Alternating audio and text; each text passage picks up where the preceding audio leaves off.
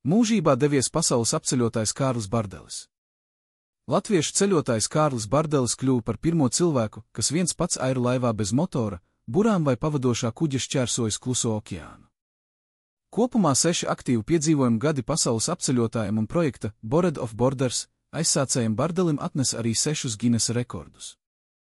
Lai arī Bardelis neslēpa prieku, ka viņam pieder šie rekordi, jo īpaši tāpēc, ka bērnībā prātojis, kā būtu, ja Ginesa rekordu grāmatā tiktu ierakstīts arī viņš, tomēr lielāko gandarījumu sniedzis pats piedzīvojums. Man patīk tā sajūta piedzīvojumā, kurā viss notiek. Apkārt viss griežas un notiek. Tā ir vide, kurā es jūtu to piepildījumu, savulaik atzina Bardelis.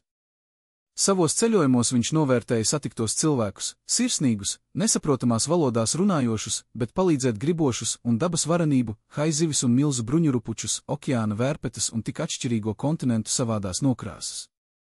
Taču visvairāk vienmēr tomēr pietrūcis māju un Latvijas. Tas, ka ir 4 gadalaiki, tās rudens krāsas vai pavasara sniegpulkstenīši, vai vasaras siltums un rīta dzestrums, vai ritīgs, degunā kniebjošs sals, kad sniegs gurkst zem kājām, pauda pasaules apceļotājs. Dokumentālās filmas Aizsniegt dzelmi filmēšanās laikā Bardelis piedzīvoja nelaimi. Šī gada februārī viņš pārcieta insultu.